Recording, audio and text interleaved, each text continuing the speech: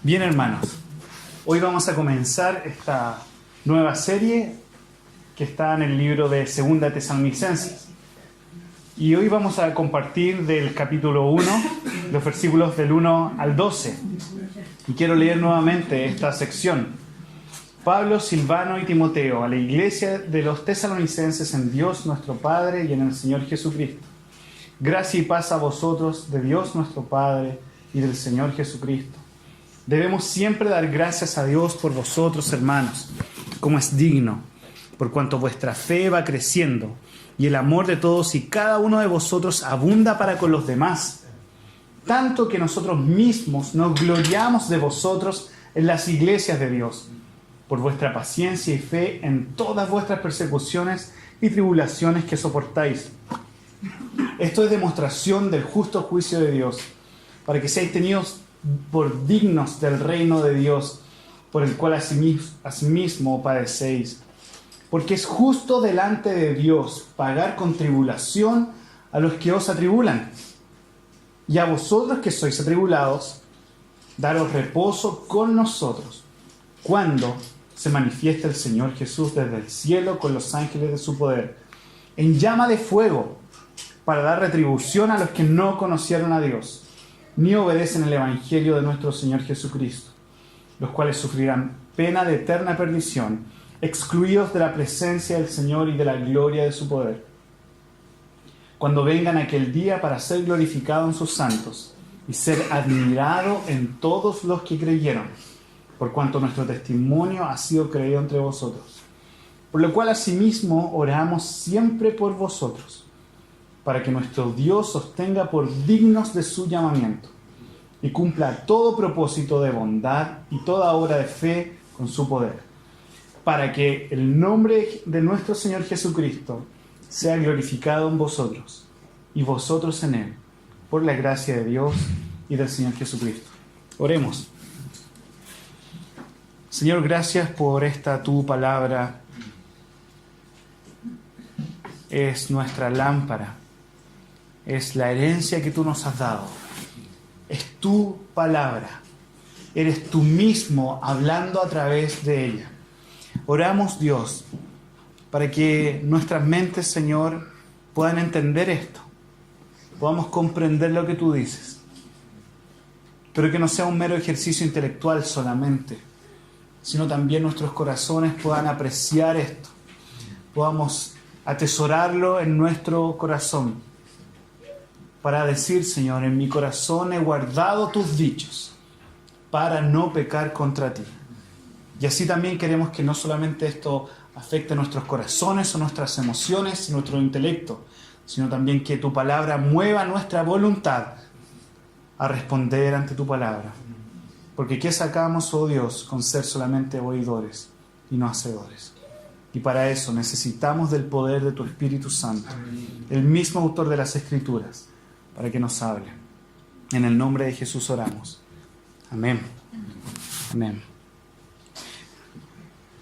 Bien, hermanos, hoy quiero hablar con ustedes sobre el propósito del sufrimiento, tanto en esta vida o en estos días, como también así cuando nuestro Señor venga por segunda vez o en el día del juicio. ¿Por qué el Señor permite el sufrimiento en su iglesia? ¿Por qué Dios permite el sufrimiento, las circunstancias, las tribulaciones, como dice su palabra, en la iglesia? Sufrimiento. Nadie quiere hablar de esto. Nadie quiere hablar de aquello que hiere el alma, lo que quebranta tristemente el corazón. Sin embargo, todos sufrimos y todos queremos evadir el sufrimiento. Nadie quiere sufrir, obviamente, no somos masoquistas. Sin embargo, el asunto es que sufriremos hasta nuestro último respirar aquí en la tierra, debido al pecado que mora en nosotros y a las consecuencias de nuestro pecado, como también en consecuencia del pecado de los demás. Hasta que cerremos nuestros ojos, estaremos sufriendo. Pero eso se detendrá hasta que pasemos a la eternidad. Es por eso que es necesario entender el propósito de las tribulaciones y sufrimientos, para comprender finalmente, y entendamos esto, hermanos, en que llegará el día en que Dios, como dice Apocalipsis 21, enjugará o limpiará toda lágrima de los ojos de ellos. Y ya no habrá muerte, ni habrá más llanto, ni clamor, ni dolor. Por lo tanto, hasta nuestro último respirar estaremos sufriendo. Sin embargo, llegará el día en que Dios limpiará toda lágrima de nuestro rostro. Pero escuche bien esto, hermanos. El que Dios limpie toda lágrima de nuestro rostro no será para todos, sino solamente para su iglesia. Por el contrario, como veremos ahora, aquellos que no pusieron su confianza en el Señor, el sufrimiento que sufrirán eternamente será indescriptible. Por eso, hermanos, les pido que podamos poner atención a su palabra. Y hoy quisiera compartir con ustedes solamente 2 puntos con respecto a esto. El primero es la relación entre el sufrimiento y la iglesia.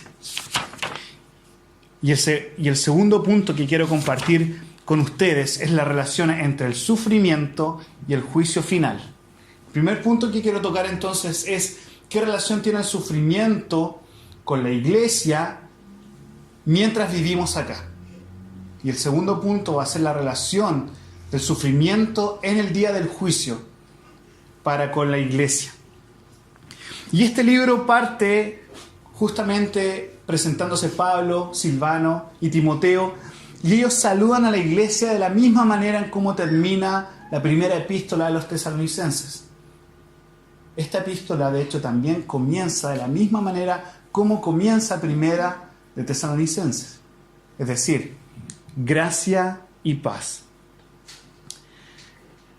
Lo que Pablo les va a comunicar a ellos es por la gracia del Señor, es gracia del Señor para finalmente dar una verdadera paz, no como el mundo la da, sino solamente como el Señor la da. Por lo tanto, lo que Él expondrá ahora va a ser por gracia, es porque el Señor tiene gracia con su iglesia. Por más fuerte o chocante o terrible que te pueda parecer, lo que el Señor te va y nos va a comunicar por medio de su palabra es por pura gracia, para que tengamos verdadera paz.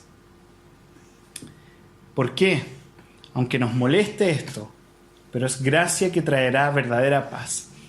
Especialmente porque el día en que nos encontremos con el Señor ya se acerca.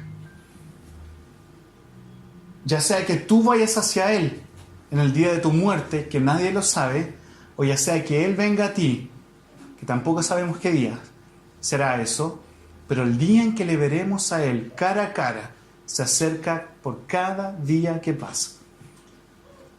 Y eso puede ser motivo de gozo para tu vida, o puede ser un motivo de angustia, si es que no estás con paz con el Señor, si no estás en paz para con el Señor. Y en el versículo 3, si nosotros nos damos cuenta, Pablo dice, debemos siempre dar gracias, el agradecimiento. Lo primero que hace Pablo es agradecer, y en el agradecimiento, ¿qué es lo que hay? Hay felicidad, hay contentamiento. Y creo sinceramente que este es uno de los problemas que ataca a la iglesia actual, a nuestras vidas, o a la vida de aquel que se llama cristiano. Es que no hay contentamiento. Muchas veces no somos agradecidos para con el Señor. Y si no somos agradecidos con Dios, si no hay agradecimiento,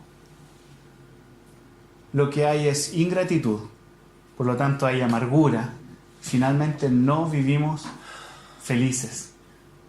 Cuando agradecemos a Dios, no importando lo que esté pasando, hay contentamiento. Por algo uno da gracias al Señor. Y esto también es un punto importante. Cuidémonos de no ser hipócritas y estar agradeciendo a Dios cuando realmente no es verdad nuestras vidas. Por otro lado, cuando no hay agradecimiento, lo único que hay es ingratitud, amargura, y no somos felices.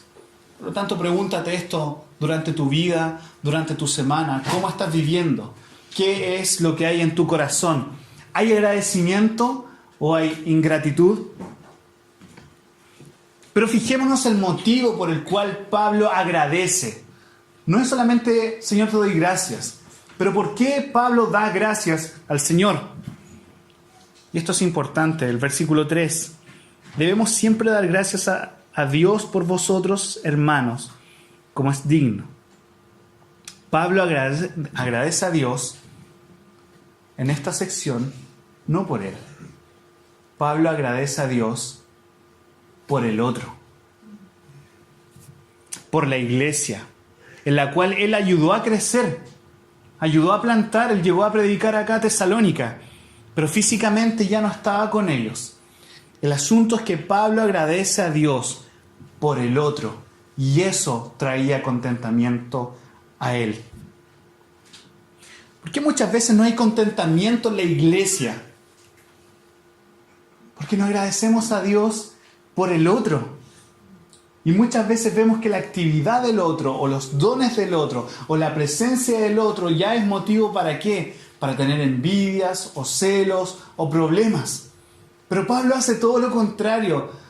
Señor, te agradecemos por lo que estás haciendo en la iglesia, en la cual yo no estoy presente, pero te agradezco por el otro. Y para agradecer por el otro, tu mirada, tú tienes que conocer al otro, tú tienes que conocer a tu prójimo, y eso trae contentamiento, como veremos incluso en el peor de los escenarios, como es la tribulación y la persecución.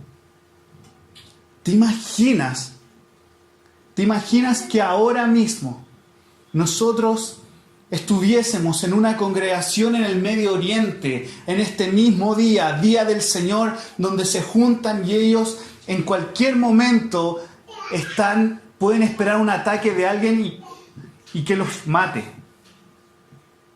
¿Te imaginas estar en esa situación? Ellos estaban así, ellos estaban en persecución, ellos estaban en tribulaciones, pero Pablo agradece por la iglesia, Pablo agradece por el otro, y eso es una señal justamente de que el Evangelio está obrando en él, de que Pablo no es el centro de atención en esto, de que Pablo entiende que se trata de amar a Dios y amar al prójimo. Es por eso que agradece al Señor. Pero muchas veces hacemos todo lo contrario. No agradezco a Dios por los dones del otro, no le doy gracias. Lamentablemente, si no hay agradecimiento, hay envidia, hay celos y amargura por lo que Dios está haciendo en mi hermano. Muchas veces le pedimos a Dios, Dios, por favor, obra en mi vida, ayúdame en esto. Y déjame decirte de que Dios no va a enviar un ángel, ni mucho menos una varita mágica para ayudarte. Dios va a utilizar los medios que Él ha puesto en su palabra para obrar en tu vida. Y el primer medio de gracia es su palabra y la oración. Pero otro medio de gracia por el cual la gracia de Dios actúa en nosotros es la iglesia. Y nosotros le decimos, Señor, ayúdame. Y el Señor te ayuda a través de los dones del otro. Pero muchas veces no crecemos porque no estamos considerando al otro. No estamos ayudando al otro. Y hacemos un ídolo de nuestros pecados y nuestros problemas. Y no entendemos que Dios ha puesto dones en el otro para nuestra santificación.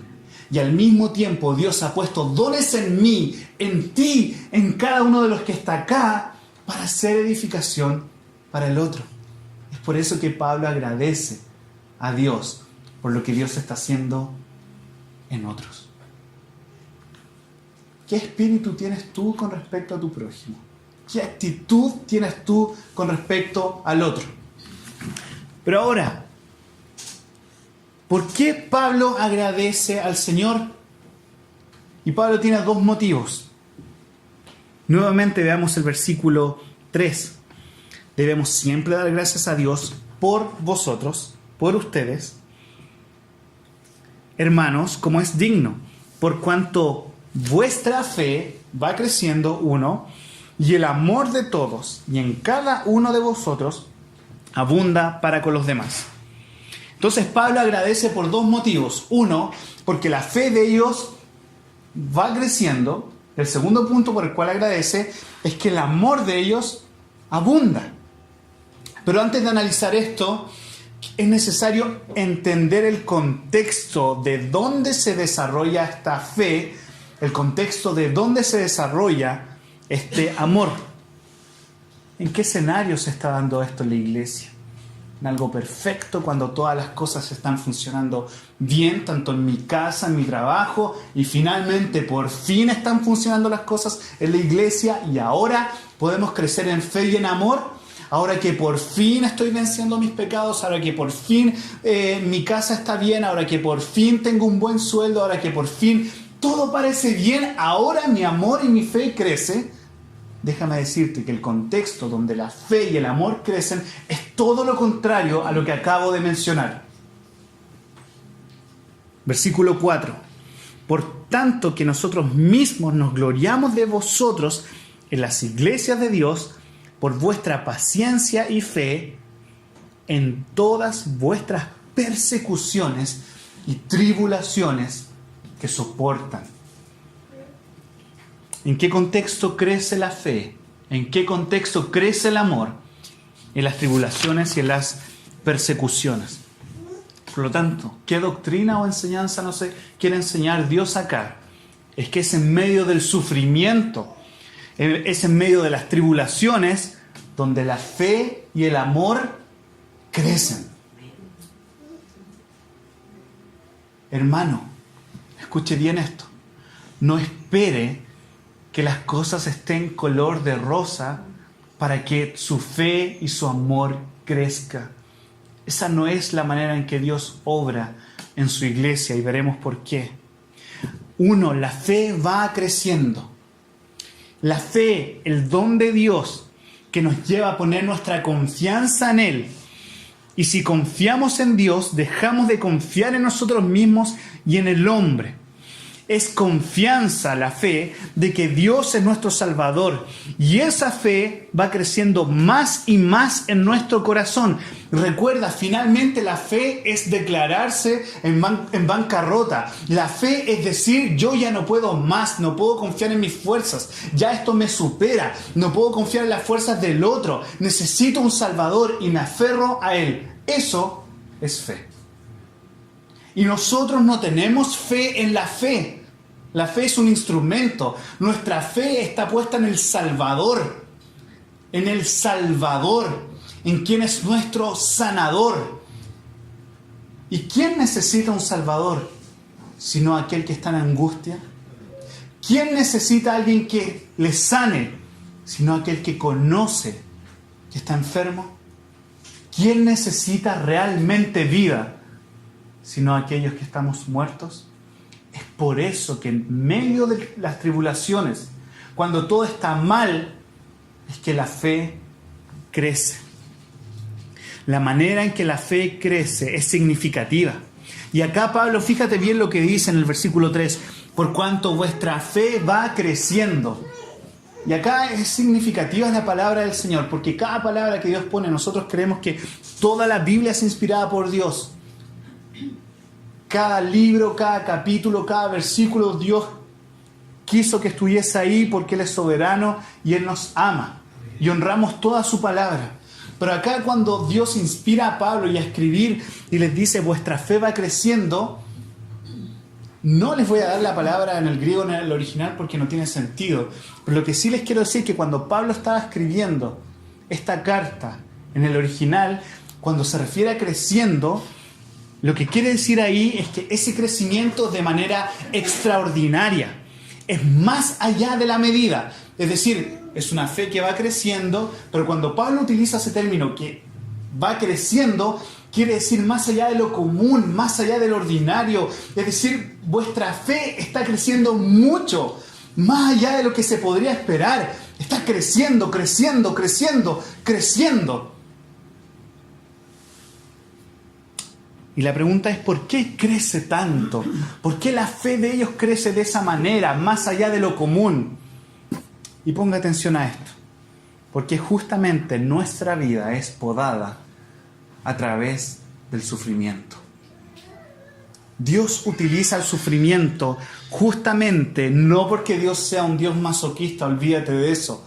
Dios utiliza las circunstancias que tú y yo estamos pasando para hacernos entender esto. Es porque es en el contexto del sufrimiento donde la fe crece más y más, porque ve la tragedia alrededor suyo. Y más allá es porque ve la tragedia que hay en su propio corazón. Y esa tragedia se llama pecado. Pero al mismo tiempo que ve esa tragedia que está en él, ve algo más glorioso y hermoso enfrente de él y que se ofrece justamente para dar una solución verdadera al problema del corazón. Y él es Cristo. Es por eso que en las tribulaciones la fe crece, porque te das cuenta de lo terrible que está tu corazón. No porque necesariamente ayer te drogaste y terminaste todo borracho a lo mejor, o porque hiciste algo muy terrible esta semana, sino por el simple hecho de que a lo mejor durante la semana, y no simple hecho, perdóname por decirlo así, por el terrible hecho de que Dios te dio pulmones y te dio oxígeno para que tú puedas respirar. Y yo sé que algunos de nosotros tenemos problemas en alguna de nuestras rodillas, pero otros no. Pero el Señor nos dio nuestras rodillas no solamente para caminar, sino para doblarlas delante de Él y buscar su presencia, y no lo has hecho. Eso, hermanos míos, es una tragedia. Es una tragedia que el Señor te bendiga y te dé distintos dones y te dé recursos y te dé el pan en tu mesa y no seamos capaces de arrodillarnos y agradecer y buscar su rostro. Eso es una tragedia. Y al darnos cuenta de esa tragedia en nuestro corazón, ver esos problemas y tribulaciones, por eso va más allá de que vengan un grupo radical islámico y nos mate ahora. No estoy hablando de eso ahora porque no estamos sufriendo eso, pero sí estamos sufriendo de otras cosas. Indiferencia, flojera, ociosidad. Eso es una tragedia, porque estando delante de Dios, de que ha tenido tanta misericordia, que te ha llevado a llegar hasta este lugar, a su iglesia, y no hemos sido capaces de doblar nuestras rodillas y buscarlo a Él. Es por eso que en medio de esa tribulación la fe crece, porque te das cuenta que a pesar de cuán terrible y oscuro sea tu pecado, tenemos un gran Salvador. Y al tener un gran Salvador, nuestra fe va creciendo, porque finalmente entendemos que no es nuestra fe la que nos salva, sino que es en quien tenemos puesta nuestra fe, y es Cristo. Por eso la fe crece. Es en medio del conflicto, cualquiera que éste sea, en donde crece nuestra fe. Pero yo te digo esto, ¿cómo va a crecer la fe en medio del conflicto si no estamos buscando al Señor por medio de su palabra y de la oración? Hermanos míos, nos llamamos cristianos. Y este es nuestro tesoro, la palabra. ¿Cuándo va a ser el tiempo en que realmente vamos a prestar atención a su palabra? ¿Cuándo va a ser el tiempo realmente, como dice Isaías 6, que los quiciales, las puertas del templo temblaban ante la santidad de Dios? Y yo te digo, ¿tu corazón ha temblado ante esto? ¿Esto es verdad para ti o solamente has venido para calmar tu conciencia de todo lo que hiciste durante estas semanas? ¿O realmente has venido acá para que el Señor transforme tu vida? Dejes tus pecados, mates tus pecados y vivas para la gloria del Señor junto a tu familia. ¿Por qué estamos acá, hermanos?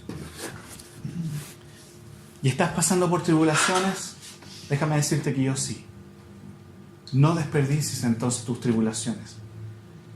Y deja que a través de eso el Señor santifique tu vida y tu fe crezca. Y en medio del día y la noche más oscura puedas ver que tienes un gran Salvador. Porque la luz solamente va a poder ser admirada en medio de la oscuridad. Así que si hay oscuridad en tu vida, si hay oscuridad en tu familia, si hay oscuridad en lo más profundo de tu corazón, deja que la luz del Evangelio resplandezca en ti. Ahora, ese es un punto por el cual Pablo da gracias por el otro.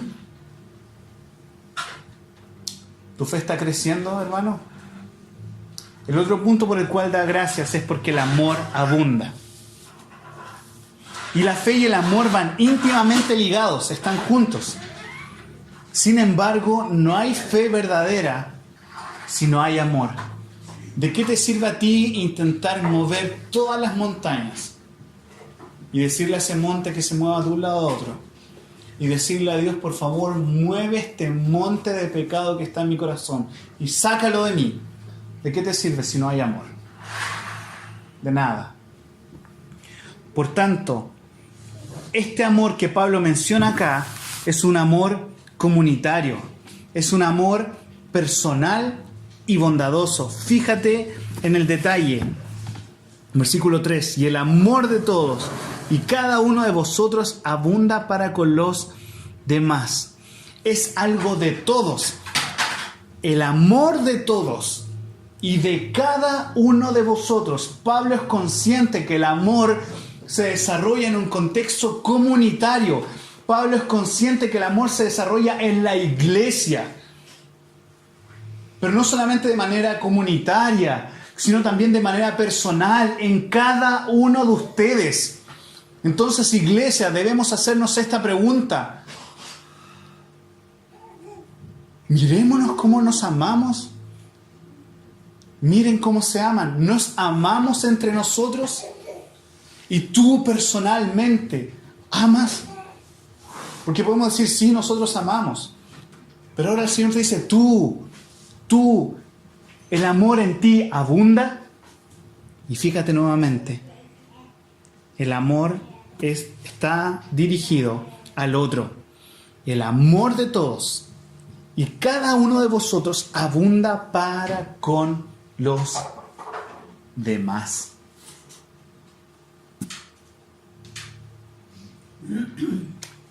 El amor se derrama al otro, porque justamente el corazón abunda en amor.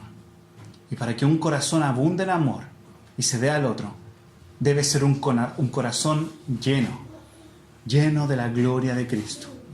No hay otra manera en que podamos dar amor verdadero si no es a través de corazones llenos de quien es en sí mismo amor, Cristo. Dios es amor. No intentes dar amor a tus hijos, a tu esposa, a tu esposo, a la iglesia, si tu corazón no está lleno de amor. Lo más probable y certeramente es que demos cualquier otra cosa menos amor. Y la iglesia acá, hermanos, en medio de tribulaciones, en medio de angustias, sobreabunda en amor y tiene una fe que crece. Por lo cual yo te pregunto hoy día, hermano, ¿qué está creciendo en tu vida? Hermano, examínate. ¿Hay fe verdadera en ti? ¿Tu fe está creciendo? ¿Estamos nosotros creciendo? ¿Nuestros hijos están creciendo? ¿Nuestras vidas ya están madurando? ¿Estamos envejeciendo? No lo sé. Pero yo te pregunto esto. ¿Tu fe está creciendo? A medida que pasan los años y tú creces, ¿qué es lo que está pasando con tu fe? A medida que pasan los años y envejeces o maduras, lo que sea, ¿qué pasa con el amor? ¿Has recibido el amor de Dios para que lo des a tu hermano, a tu hermana? No solamente entre nosotros, sino en tu familia, donde tú estés. Hermanos míos, tú y yo estamos creciendo en algo. La pregunta es, ¿en qué estamos creciendo?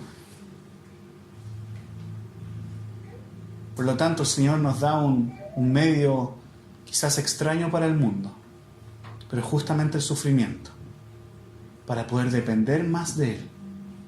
Porque es a través del sufrimiento donde yo veo mi debilidad y me doy cuenta realmente quién soy.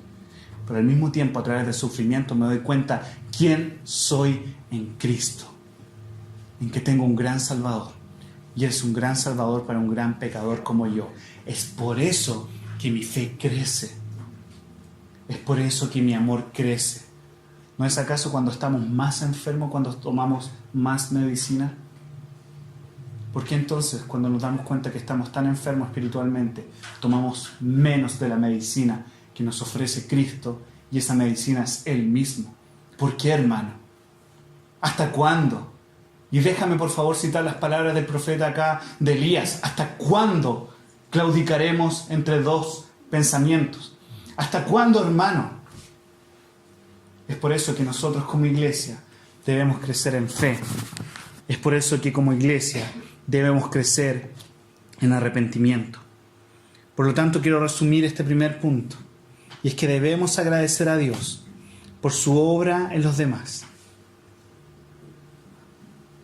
¿Puedes mirar a tu alrededor e identificar la obra que Dios está haciendo en él?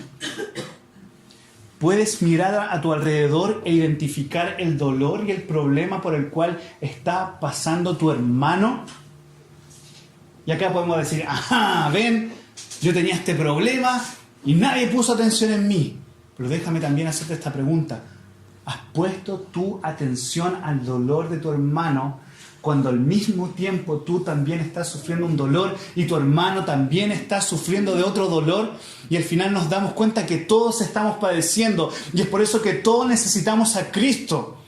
Pero a veces hacemos mal uso y un abuso del sufrimiento, cuando en realidad el sufrimiento es un medio por el cual Dios nos lleva a poner nuestros ojos en Él y a poner nuestros ojos en nuestro hermano.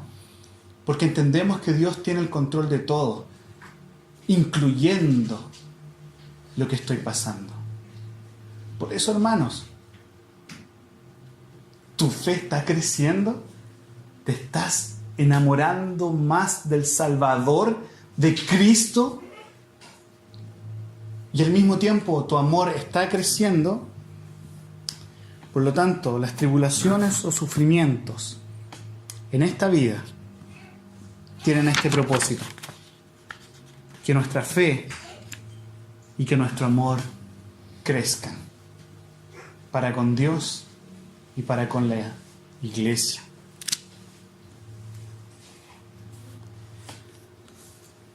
Y la verdad es que quiero terminar acá. Tenía todo el segundo punto justamente para cómo esto Dios lo va a manifestar también en el día del juicio final. Porque dice la palabra en el versículo 5. Esto es, leamos antes de terminar. Esto es demostración del justo juicio de Dios, para que seáis tenidos por dignos del reino de Dios, por el cual asimismo padecen. Es a través de estas circunstancias que el Señor nos considera dignos. Aquí déjame terminar. ¿Por qué el Señor nos considera dignos? Porque podemos poner una figura de nosotros y decir, oh, pobrecito de mí, mirad cuánto estoy sufriendo. No es por eso. ¿Sabes por qué somos tenidos finalmente considerados dignos delante de Dios? Porque tú te puedes preguntar, ¿por qué Dios permite todo el sufrimiento en este mundo? ¿Por qué Dios permite todo el sufrimiento en mi vida si he decidido seguir a Cristo? Obviamente has decidido seguir a Cristo porque Dios hizo una obra previa en ti antes y te hizo nacer de nuevo. Es por eso que puedes ir a Cristo. Por tus fuerzas jamás, en nuestras fuerzas jamás podremos ir a Cristo. Pero ¿por qué entonces tú dices, Dios, por qué permite el sufrimiento en este mundo? ¿Por qué Dios permite el sufrimiento en mi vida? Déjame hacerte esta pregunta. ¿Por qué Dios permitió el mayor sufrimiento de la historia en aquel que no tenía por qué sufrir? Y se llama Jesucristo. Déjame darte el motivo de su sufrimiento. Si tú me preguntas, Israel, ¿por qué estoy sufriendo con esto, con esta enfermedad, con estos conflictos, por esta falta de dinero, por mis hijos, por mi esposa, por mi esposo, por mi mamá, por mi papá, por los hermanos de la iglesia que no me entienden? ¿Por qué estoy pasando por esto, Israel? Yo te puedo responder, no tengo idea. Y déjame ser honesto contigo. Pero sí te puedo responder es que el Señor va a utilizar todo eso para su gloria. Y sí te puedo responder por qué Dios permitió el mayor sufrimiento en la historia del universo.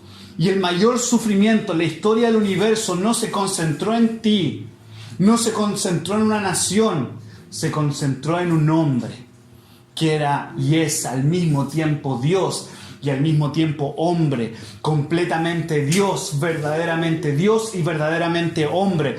Esa persona se llama Jesucristo y en la cruz del Calvario Él soportó el mayor sufrimiento por ti y por mí. Ese sufrimiento se llama infierno y es lo que tú y yo merecíamos. Entonces cuando te preguntes, Señor, ¿por qué permitiste esto? Detente un momento y dile, Señor, gracias porque permitiste el mayor sufrimiento en una persona que yo debía sufrir eso al momento de morir, porque lo único que reconozco que merezco es tu ira eterna. Pero hubo otro que la tomó en la cruz y murió por mí. Ese mayor sufrimiento. Cuando le preguntes a Dios por qué, dile a Dios gracias, porque el Hijo de Dios sufrió por mí. Así que cuando no entiendas por qué estás pasando por estas circunstancias, resumimos esto. Y digo esto para que en sus casas lo repasen con su familia, para que lo repasen con su esposa, con sus hijos, porque cuando llegue las 7 de la tarde y usted se siente a tomar once con sus hijos, comparta esta palabra, porque es todo el día del Señor. El día del Señor no termina cuando nos vamos del culto. Espero el día de mañana que podamos tener incluso 2 cultos, si Dios quiere, uno en la mañana y otro en la tarde, para que todo el día estemos pensando en la palabra, pero llegue a su casa a la hora de almuerzo, en el tiempo de 11, y comparta esto. Y si su hijo le pregunta, papá, ¿por qué Dios permite todo esto? Hijo mío, no lo entiendo completamente, pero a la luz de la palabra puedo decir que esto nos debe llevar a crecer en fe y en amor. Amén. Hijo mío, quiero crecer en fe y en amor, esposa. Quiero crecer en fe y en amor, iglesia. Quiero crecer en fe y en amor. Y finalmente, ¿por qué Dios permite todo esto, papá? Porque Dios permitió que su Hijo muriera en la cruz por ti y por mí. Y Él es digno. Y porque Él es digno, todos aquellos que estén en Cristo son considerados dignos. Bienaventurados.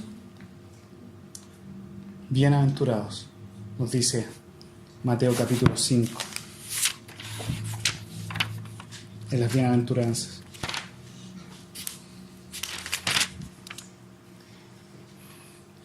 Bienaventurados los que padecen persecución por causa de la justicia, porque de ellos es el reino de los cielos.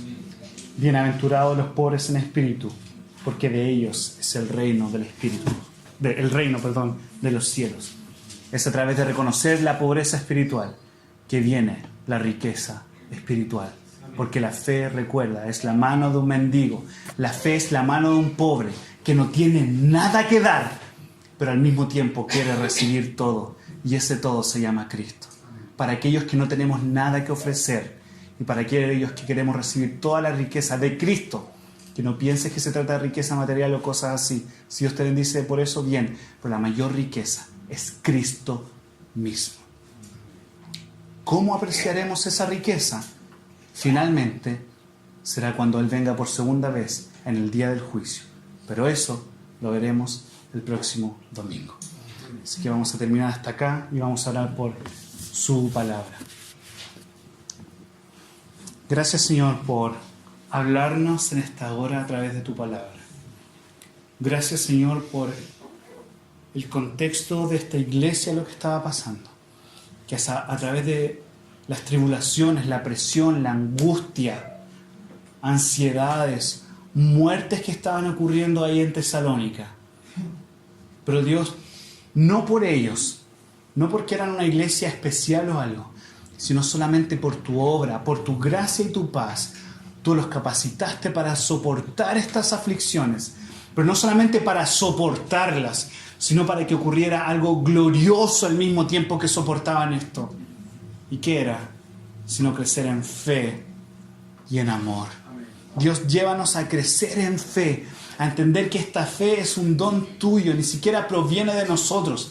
Por eso en esta hora oramos, Señor, danos fe, Señor, para creer más en ti, creer tus promesas, creer que realmente tú nos has librado de la ira venidera. Y al mismo tiempo, llénanos a sobreabundar en amor para con el otro, en amor para contigo, Señor, amarte y considerarte y tenerte como nuestro mayor tesoro por sobre todas las cosas. ¿Y cómo creceremos en fe y en amor? Sino a través de las tribulaciones. Por eso, Señor, santifícanos y llévanos a aplicar esta palabra. Llévanos a considerar los dones del otro, a ser agradecidos, felices, contentarnos. No porque las cosas están marchando bien, sino porque tú estás haciendo grandes cosas en aquel que está a mi lado. Estás haciendo grandes cosas también en mi corazón. Y porque estás haciendo grandes cosas en nuestros corazones, queremos también hacer grandes cosas por el prójimo y para tu gloria. Amén. En el nombre de Jesús. Amén. Amén, hermanos.